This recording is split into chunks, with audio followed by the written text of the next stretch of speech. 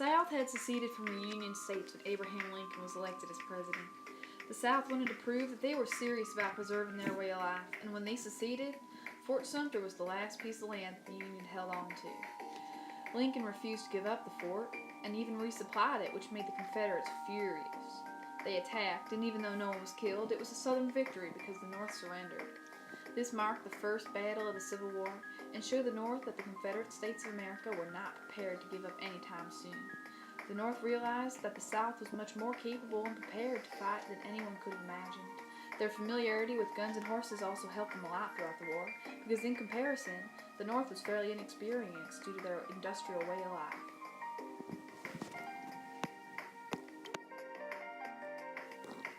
The First Battle of Bull Run was preceded by the victory at Fort Sumter. The Union Army was unprepared for the fight, which made the Confederate military officers such as Stonewall Jackson stand out even more.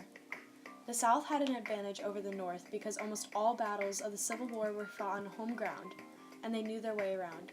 However, this advantage came with the issue that their fields and towns where the battles took place would be obliterated.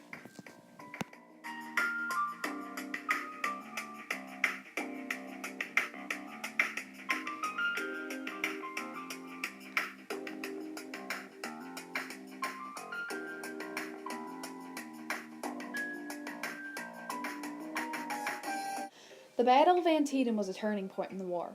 It was fought in Sharpsburg, Maryland, and was the single bloodiest day in the battle of the entire war. Over 12,000 Union soldiers were killed, injured or missing, and around 10,000 Confederates were as well. The South had less casualties, but compared to their population, the percentage was much higher. Not only was their population less than half the size of the North, but about 4 million of their only 9 million people were enslaved and couldn't and wouldn't fight against the North. In response, the South raised their upper age limit from the draft from 35 to 45 to expand the number of possible soldiers in order to replace lost lives.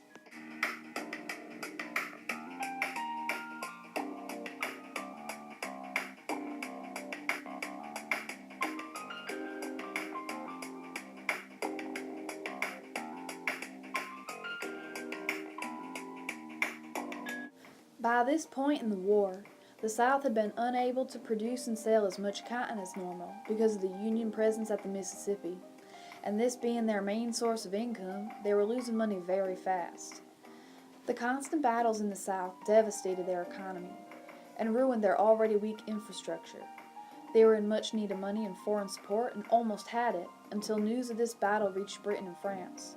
Once they heard the results of Antietam and about the Emancipation Proclamation, they decided to remain neutral and wait out the end of the war.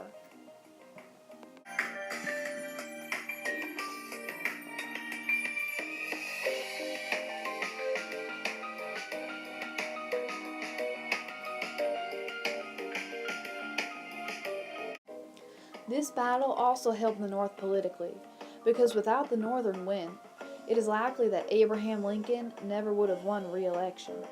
And if he hadn't have won, the South would have had a better chance of winning the war, even with their President Jefferson Davis being such a poor leader.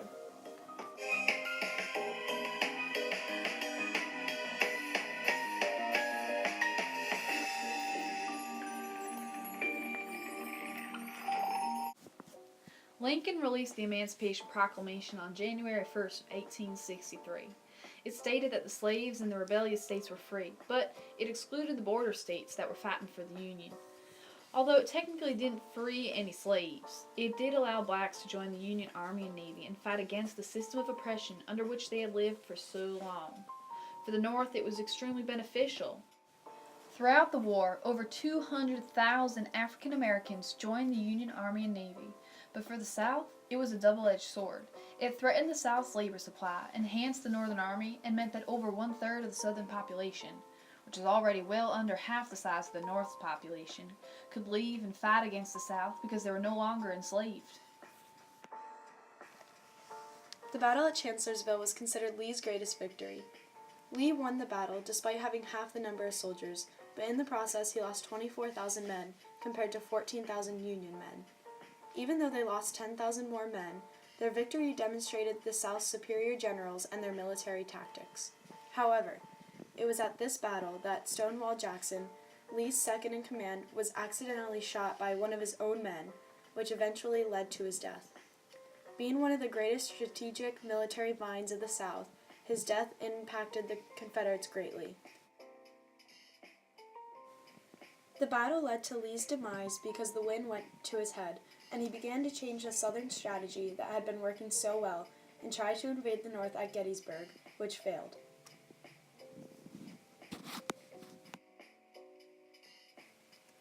The siege at Vicksburg gave the Union control of the Mississippi River. This marked a major disadvantage for Confederate forces. The siege lasted 3 weeks.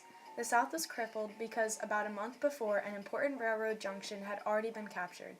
Considering the South had only 1/3 the amount of railroad tracks compared to the North, losing access to the Mississippi River and part of their railroads devastated the South and severely limited their ability to get reinforcements needed for citizens and soldiers. Without the Mississippi River, trade and communication with the rest of the nation was blocked off from the South.